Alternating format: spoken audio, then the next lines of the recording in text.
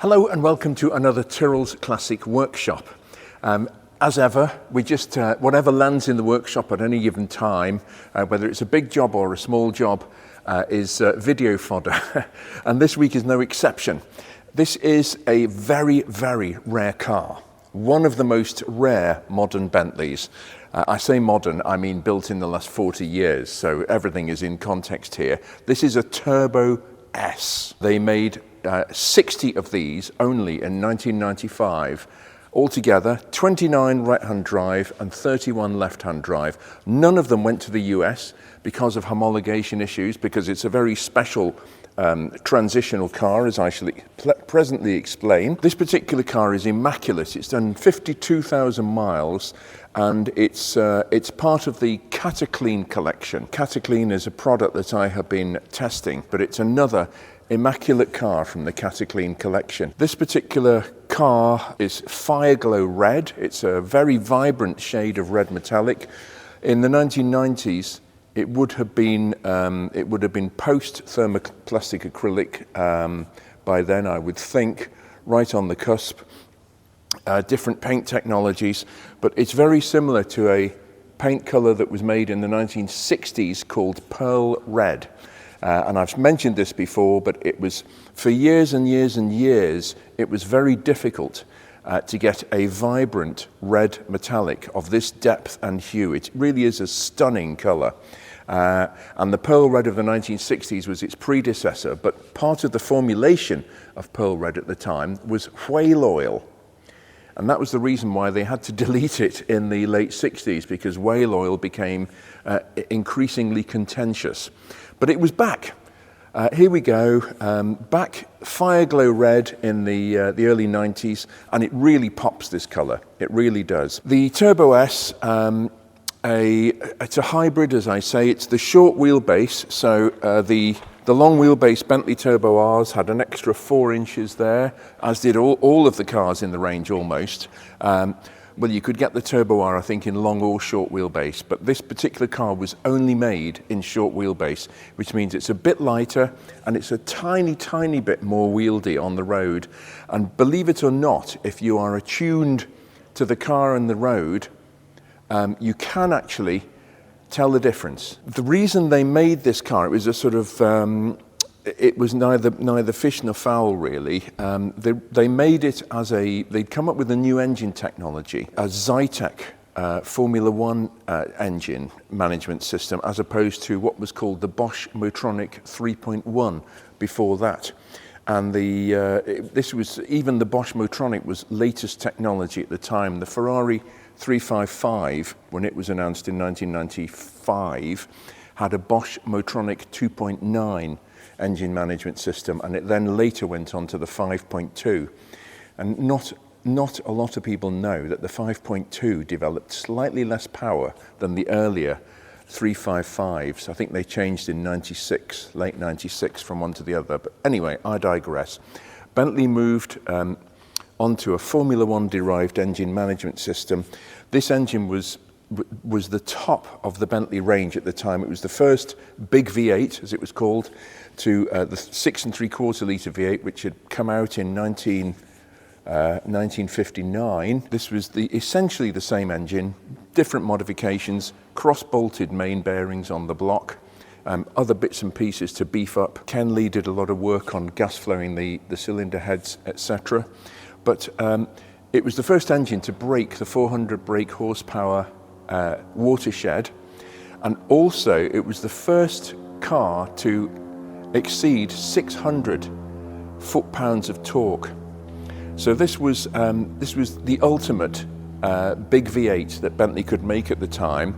They put it in this short wheelbase car. The wheels are special to this and the Continental S. They're 17-inch as opposed to the standard Turbo R's 16-inch, and the funny thing is, even though this was the fastest Bentley saloon for its time in 1995, it had the standard brakes. The standard brakes from all the Silver Spirits, etc., of that era. And then in 1996, when the Turbo RT came out, they went on to what they called big brakes. The design of the stitching, the design of the leather, the upholstery is unique to the Turbo S, as are the door cappings. The Bentley insignia in the door cappings is all unique.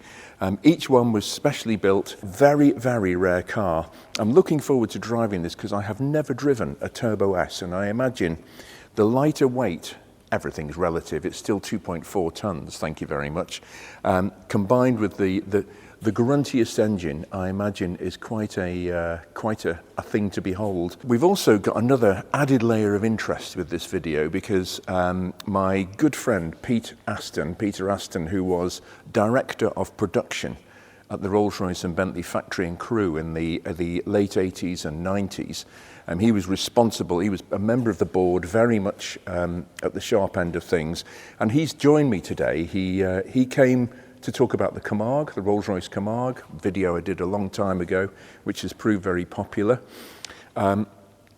He's come to tell me about some of the shenanigans that were going on in the factory at the time, and it's very interesting. It's not often we get an insight into some of the corporate machinations of the most prestigious car, or some of the most prestigious car makes in the world.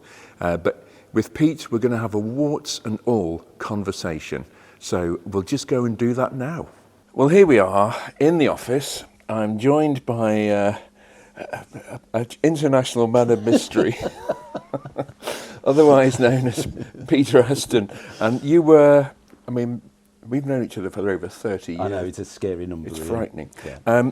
You were production director at Crewe during some interesting years. Yes. And you're here to blow the lid off all sorts of secrets. No, but it's always, you know, as I mentioned earlier, it's always interesting to get the inside track. The gossip's always the interesting The gossip, thank you, yes. Yes. So over to you. Yeah, I mean, 2 minutes. I joined Rolls-Royce Motor Cars in 1985, left in 2000. In some ways, the most interesting period in the degree of change that went on. I mean, I joined it was part of Vickers. It was a thriving company, entirely separate from Rolls-Royce engines, and everybody gets thoroughly confused over that. In 1971, with the RB211 engine, Rolls-Royce had gone almost to the wall, overspending on development costs on the RB211 engine. That had caused the Rolls-Royce and Bentley cars to be separated, sold to Vickers. And as you know as well as I do, you then get the gestation from Shadow to Spirit and Spur. And the what on earth are we going to do with the Bentley marque, which was simply badge engineered Rolls-Royces. And then the emergence of turbos, Mulsanne turbo first in about 82, was it? Is that right? Something like? Yeah. And as I say, I joined in 85, and I think Turbo R emerged just after I joined, something like that. And of course, Mulsanne first, and then Mulsanne Turbo had started to generate some market interest in the Bentley marque and tickled the sort of production numbers. I suspect when I joined, the company was making about 2,500 cars a year.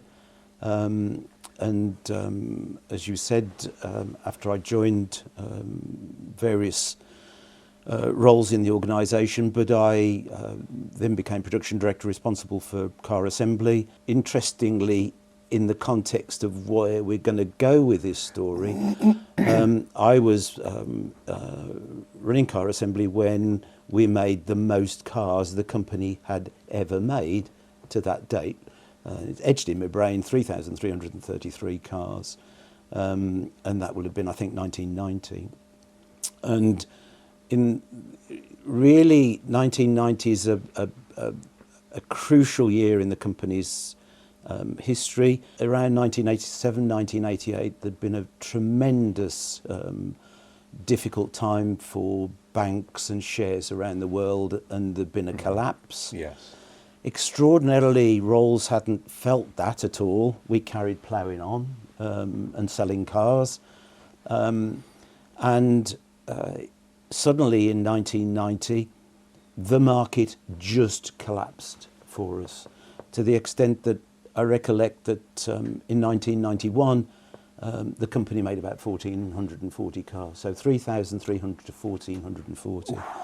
It created the most appallingly difficult period in all of or anybody that was involved in the management of Crewe, because of course you can't sustain a business on that basis. We were about 4,500 people, I think, including Mullingar Park ward in London. Over the period of about 12 to 18 months, we reduced the headcount down to something like 2,500. So 2,000 people left the organisation. Would it be fair to say that that started to seal the company's fate? Very much so. Vickers would have seen us as an interesting bit of a sideshow from all of these tanks and all the rest of the things that they made. And as long as they're making money, oh yes, I remember Rolls-Royce, yes. But the second you go through that kind of trauma, the cash requirement bounces back on the parent company, and the parent company will start to say, this was a lovely child whilst it was doing all the good things we wanted, but now this is happening to it. We need to start thinking about what's going to happen with the company. People at Crewe were, I think, understanding that that was an issue that they'd got to resolve, and this had fostered this relationship with BMW. If people Google something called the Bentley Java project, called medium-sized Bentley inside the company, and I think the Java project appeared about 93, something so, like that, 92, 93.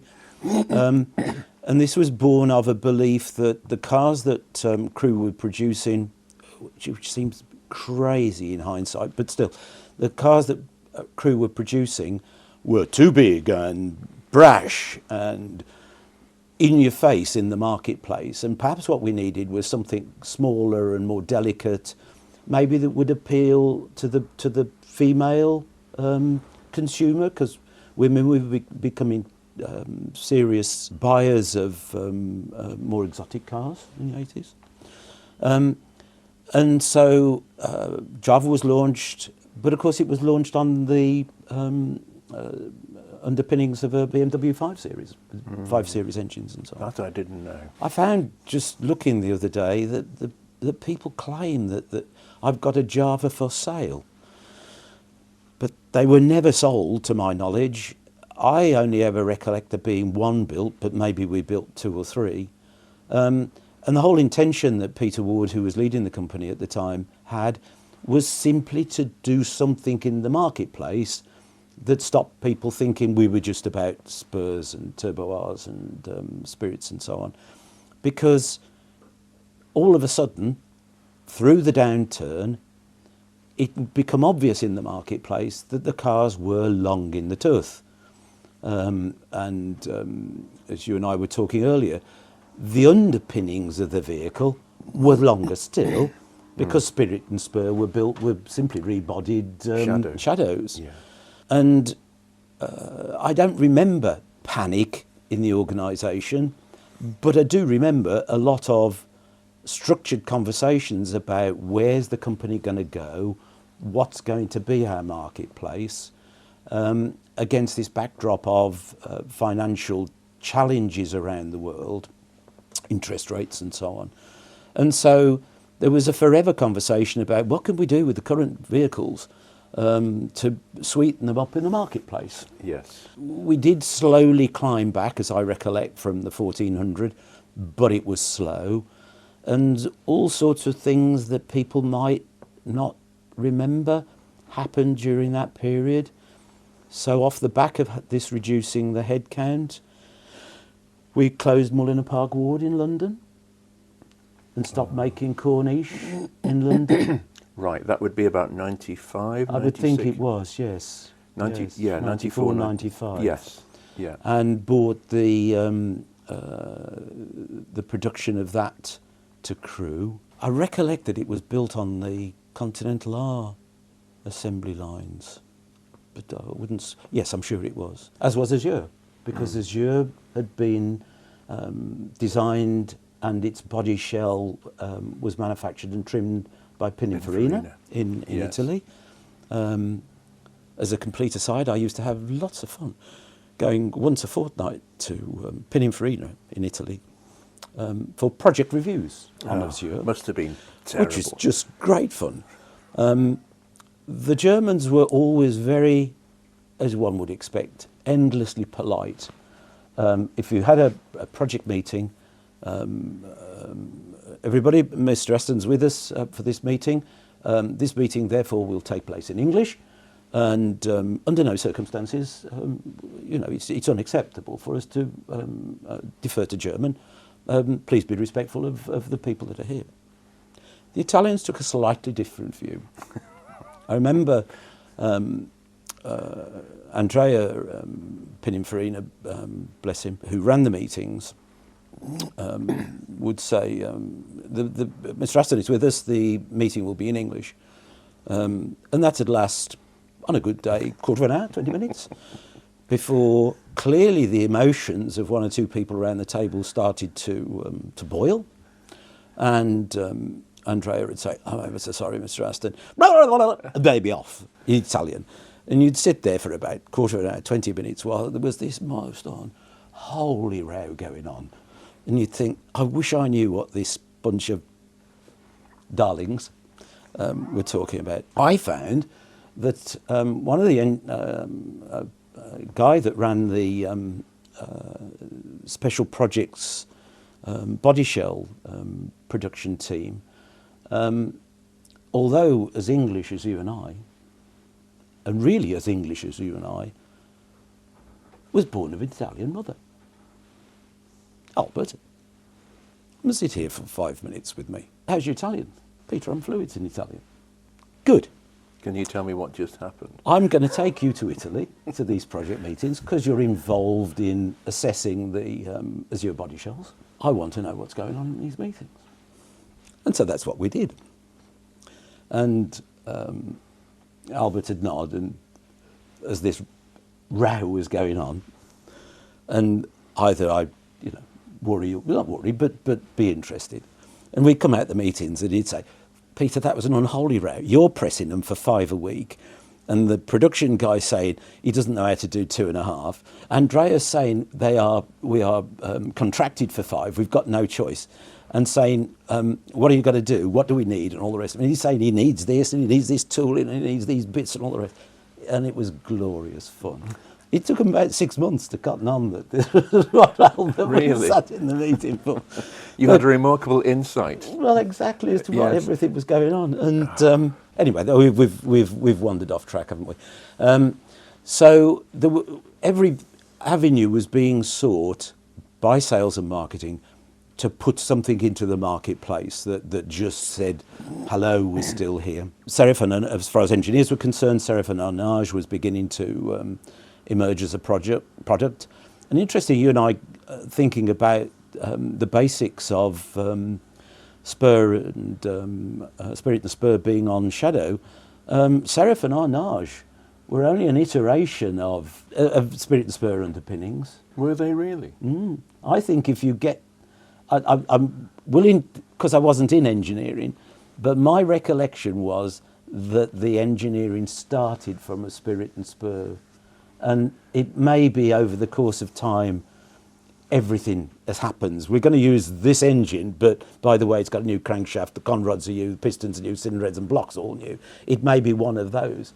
But I'm pretty certain in my recollection, which is why, as we were discussing the last time we spoke, this business of Dr. Pierk insisting that they put the big V8. the big V8 in Arnage was the art of the possible rather than the art of the impossible. But engineers were deeply occupied in producing serif and Arnage, which took us down the BMW route, of course, because yes. suspensions and engines were all intended from the beginning to be BMW. But it got deeper than that. Remember the heater ventilating air conditioning? Well, exactly. That's it what was I was glaringly a BMW 7 Series. Exactly. And so there was all this are we sure we're doing the right thing because the cars are shrieking BMW in invisible form and all of this.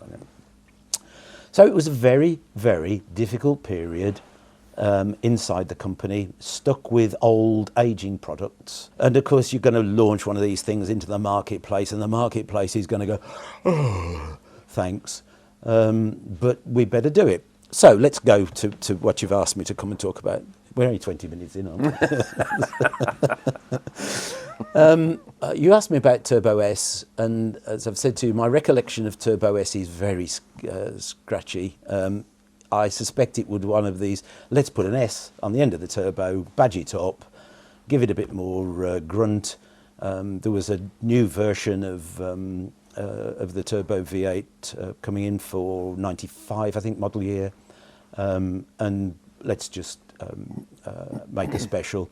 Let's have a number plate on it that says that this is number 32 of 50. And you can see on limited edition prints that you've got 206 of 500. As far as I can find, they did about 53, 54 Turbo S's. Yeah, somewhere between that and 60, I think. Okay. Yeah. And so we go to Flying Spur.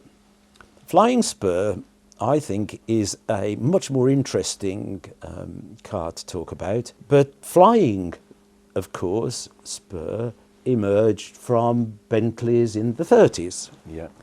I can't imagine what W.O. Bentley thought when they said they were going to call this Rolls-Royce a Flying Spur. He must have spun in his grave. But nevertheless, we emerged with the model being called Flying Spur. Nice, eh? Works well. And we'll make 50 of them. Okay. Similar situation to the Turbo S. Similar to the Turbo S, yes, absolutely. You understand better than I do, because I wasn't directly involved in them, but I'm pretty sure Flying Spur had the turbo engine, but there was no intercooler. Was Turbo S, of course, as Turbo R was an intercooled engine, and there was potentially, I don't know, 80 or 100 horsepower difference, I would have thought. Crewe and Saab, from memory, there were probably others, came up with the phraseology LPT, low pressure turbo. Yes. So I think you're right, but I mean 80 to 100 horsepower dials back to barely 300, doesn't it? Yes. Really. Yes. You know. Naturally aspirated would be 260, 280? If that. If that, okay. Yeah. So it would have given a significant uplift on the car. And so, customer, you've got a car that's got a turbo engine in it, and it's got a plate, same Flying Spur, and you've got number 50. And by the way, we've changed the wood on the dash, and you'll notice how beautiful that is. Oh, yes, yeah. And this is the sort of thing that Crewe could do in their sleep. Oh, absolutely. Yes. And I suggest still can. Yes. I mean, the Turbo S, you haven't actually seen the car. It's a lovely car. Yes. And that the surprise, surprise, the door cappings are one-offs. You know, as you're mentioning. And are they inlaid with silver inlay? Yes. Yes, they are, because I think that emerged at that time as a production process. Oh, I suppose the other thing we should mention, I fondly remember a great conversation about cocktail requisites in the back. I don't think Spur had them by standard. No, I don't think it did either. But they became standard on the Flying Spur. Did they now? They did. So that the Irk driving the car could behave themselves and enjoy the power, whilst Sir and Madam or whatever could enjoy the Scotch. And this is a long wheelbase car? This is a long wheelbase car. Because the Turbo S is a short wheelbase car. Okay. But I think, wasn't Turbo R always long wheelbase? Well, it was an option in the 90s. It was an option, was it? It was actually called the Turbo RL in the factory. In fact, it was badged as a Turbo RL. Of course it was. Yes, of course it was. And then the later ones, it became standardised, I think, for RT and things like that. We've now got to the part in this story where over to Iain. Sorry. No, not at all. Because we can, of course, chat about this for hours. You know, I hope you still. Hello. Is the cameraman still awake? Are there any viewers left out there? But we must share the story of this number. There are 50 cars. I've done a bit of research on the back of this, And just like we were hinting about, you've got number 226 of 500 limited prints. As you put that on the wall proudly and announce it to your good friends, you don't actually know that there isn't another 226. It's an act of faith. Now, far be it from me or anyone else to suggest that Rolls would do anything like that, but I think you'll find that there is a second and a third and the fourth of some of the 50s. So there's 23 of 50 and another plated up 23 of 50 and another plated up 23 of 50. You can't possibly do that in a marketplace. But of course the sales operation viewed the world in three chunks. Rest of the world, States and UK, Europe flitted between. So, well, of course, and the Turbo S couldn't go to the States because the engine didn't meet emissions. Emissions, exactly. Yeah. So, okay. Right, well, the car seems to have had a very good reception in the marketplace, the Flying Spur. Now what do we do? Because we've said we're making 50. Well, let's tell each marketplace they're getting 50. So 3 marketplaces, we could do 150. And so presumably people were buying them, weren't they? People were buying them. People loved the car, which of course was great news in the context of a very difficult period in the marketplace. And so if you look at the sort of detailed underpinnings of information around this, which come from the Rolls-Royce Enthusiasts Club, you'll find that they list these chassis numbers of number 2 of 50, number 2 of 50, number 2 of 50, to the point where I think you get something like 134 cars are built in the name of 50 Spurs, Flying Spurs. I mean, I'm obviously extremely naive because you're right. I've fallen for that.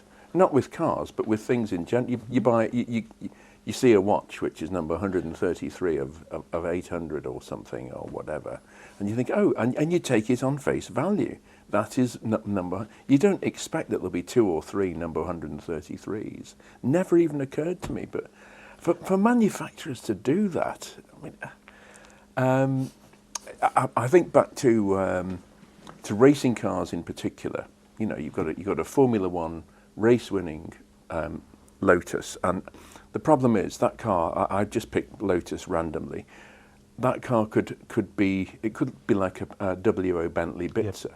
Yeah. You know, there's half a dozen different parts on the car stamped with half a dozen different numbers, and there's another car with half a dozen different parts stamped with similar number, and so it goes on, and you end up in the situation where there are 7 surviving examples of the 2 racing cars originally built. You know? Well, I'm going to say this is your world, and we've had this conversation, and hadn't this wandered across to some very rare Ferraris and things where they've been put together from bits, and number 6 appears of only 5 cars. So it does happen. Whether this is the very worst example of 50 cars that's 124 or whatever, I've no idea. But I've never heard of that. No. Well, perhaps as people take to this story, they'll unearth more of these limited editions. But I think this is the most, what's the word? Creative. That would cover example of accounting. Yes, of extending the marketplace. Oh, seriously? Yeah. How interesting. Well, just to get very nerdy for a moment, the Turbo S was an interesting meld because it was short wheelbase, which was being phased out in the 90s. Yeah. It also was the first SZ car, the first saloon to have the wraparound bumpers that came on the RT and all. Of course, it was. Yes. But it didn't have. It still had the quarter-light framed windows. Yes, yes. So it was a real hybrid, actually, because the RT and the Spirit 4 had the no quarter lights. Yes. So yes. I tell you what would be interesting. I hadn't intended to do this. Why don't I invite you to have a little drive of the car? It might bring back some memories. That's for sure. I'd love to. And let me just tell you a tiny war story that can be eliminated. But when back in my responsible for production days, we used to assess the cars on audit, and often I was not often, but occasionally I was asked to take the car home and just assess the car on the road. I remember, yeah. And I had got a car, I'd driven home, and Peter, will you come back and brief the night shift on something like that? So I drive back 11 or 12 o'clock at night, do this briefing and driving home, and we lived about 15 miles from Crewe. And as I'm crossing the bridge at junction 17 on the M6, boop, boop, boop, boop, behind me. Oh, police car, pulled me up. Good evening, sir. Would you like to explain why you've got, I think it was a Bentley Turbo S, on trade plates at this time of night? So I told the story, and he didn't seem particularly impressed with the story. You know, as a story goes, it's okay. Can you prove this? Now, I defy anybody at that time of night to be able to think, well, I can't ring anybody that's going to substantiate it. By sheer fluke, I had a business card.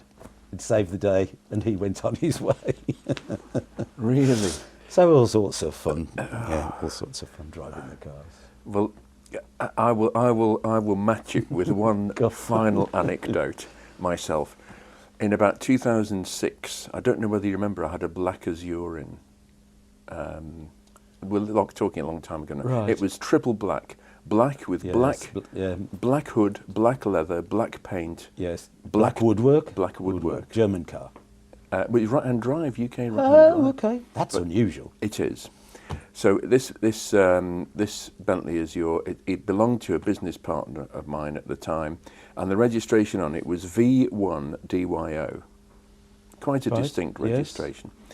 And a friend of mine invited me to Pinewood Movie Studios. Oh, right. And I went to an event in the Azure down in Sussex. So driving back, I took up my friend's, who doesn't take up an invitation? Absolutely. Like that?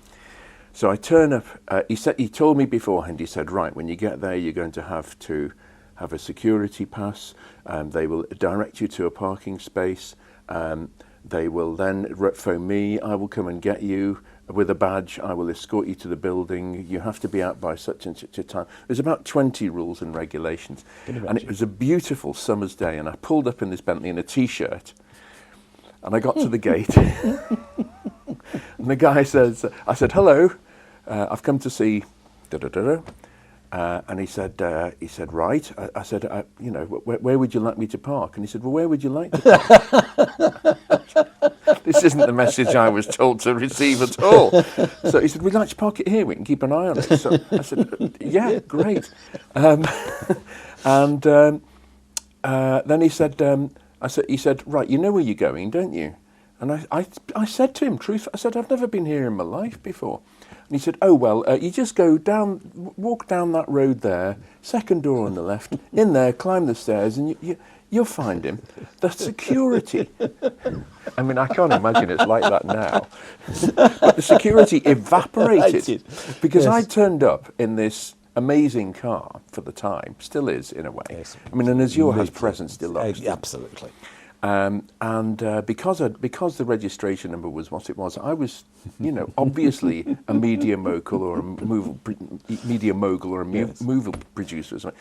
But that was a very, very. I've dined out on that story. I bet you have. Of course, the security guy did all of that because he was fearful of getting utterly trashed by somebody who would say, well, you know who the person is. Exactly. Why didn't you do the thing you do to those kinds of... That's the other side of the coin. He didn't know who I was. Dare not. No.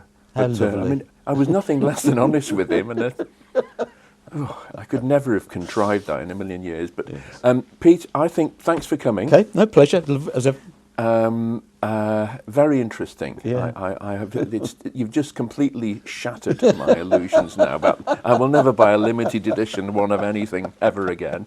But let's take the car for a run. Yeah, love to. Yeah.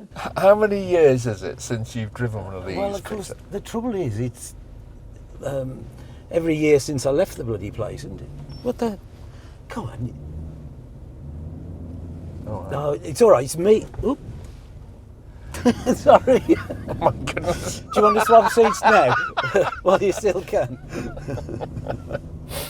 I mean, you used to do this every day, didn't you? Well. Almost.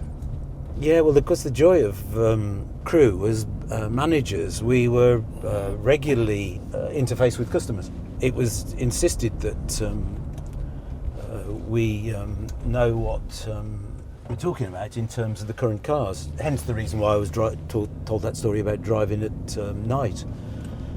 The car back, just so that you knew if somebody said, well, the steering's wobbly or whatever, you could say, well, there's something odd with that. And so we were required to be up to date with the cars and with other cars, so it wasn't unusual to have an Aston Martin or a Jaguar or whatever sales and marketing considered to be the current enemy. It's interesting you say that, because the senior management still fly in and out of the airfield. Yes, here. you've said, yes. And Ulrich Eichhorn, who of course developed the Continental GT, if you go left, Yep. because this road is closed. Closed, yeah. He turned up in a BMW one day. He popped in to see me, as they quite often did, stroke do. And I said, what are you doing in a BMW? And he said, well, that's... And this was in the VW days. This was in the noughties, 2006, 2007. And he said, oh, we're always swapping cars with each other. Thought, Yeah, how very gentlemanly. You know? I think throughout the industry, there's always a constant respect for each other's positions. In the late 80s, I forget quite how it developed, but I did a swap with my opposite number at Ferrari. We went there for 2 or 3 days. They came to us for 2 or 3 days and swapped, challenges of building low volume specialist cars, because of course they had similar problems to us. I think I've said this the last time we talked about this stuff. It's anybody can make 10,000 engines a week. The real skill bit is to make 20 or 30 a week, with everyone different, and those kinds of challenges that emerge. Yeah, I've noticed the ride in this is quite firm, isn't it? It is, yes. Yes, reflecting the fact that having driven here in a Porsche Turbo, this is more refined, but not as much as I might have expected. Exactly, yes. We must do a video on your Porsche one day. But I mean, this is, for me, this is just delightful. You know, it's a trip down memory lane, really. And it is for me, big style. I mean, it's glorious. I'm sure you've used it. The waftability of these cars. I'm sure they've kept this endless capability feeling, and endless capacity. I mean, I've had several conversations with different generations. Left or right, Iain? Left. With different generations of people at Crewe on this very subject. And they've all, the waftability is bigger. As you say, it's almost like, I mean, Rolls-Royce brought it out with the Phantom 6, didn't they? Yes. This gauge, percentage of power available, Yes. 300%. Yes. Put your foot down. Yes. I mean, it's a bit, but yeah, you do get that feel. It's like a feeling of invincibility. It is. And this particular car, I will say, it hasn't done that many miles. 52, did I say? Yes, 52,000. Yeah. And the owner, he owns a business called Cataclean, which I will be talking about more in another episode. Right. It's a real success story, and he does look after his cars very well. I mean, this is a lovely example, actually. It really is. For it to have survived as, what is it now? 30 years? 30 years. Yes, 30 years. Yes. In this condition, it needs to have been constantly looked after. Yeah. So, take my hat off to him. And I'm sure he'll have put some of his product through it, the engine as well. The okay. He's catalysts and DPF filter cleaning, is it? Okay, yeah. Interesting. But I've been sort of working with them over the past few months. Once my cars are warm, I tend to thrash them. Do you? Oh. Funny. Who guessed? Yeah. But so that the catalysts weren't particularly blocked up, No. or the valve train, and we maintained them one to another. But one particular car it did make a difference in, and that was my old Range Rover. It really made a difference. It's altered the whole way the thing runs for the better. Petrol Range Rover. Exactly. Yeah. 4.2 supercharged. Yeah. Oh yes. Okay. Where am I going in? I would guess. Why don't we just go on the? If you go round straight on, not this one, the next one, we can examine the waftability a bit, can't we? We can. I'd also forgotten how much roll there is with these damn things. Oh, mineral oil. Oh, that's fun. Oh well, we'll need to top that up. They all do that, so. Because by now, have we still got the? Or are we onto the four? We're onto the 4-speed auto, aren't we? We are. Came in 92 model year, right? October 91. Yeah, and that was the first year they had the catalysts on, and it utterly killed the Oh, power. that's right. Yes, it did. Yes, embarrassingly so. I remember the first time I drove one. We had a car in. I was doing work for the service department at Crewe, and I sent them the bill. It was under warranty still. You know that unofficial arrangement? Yes, I do. Only too well. And I was shocked when I drove it. I thought, gosh, there's something seriously wrong with this. No, they're all like that. But of course, they quickly recouped you back. You know. Tell the other thing that I'm recollecting is that how dreadful the wind noise is on these.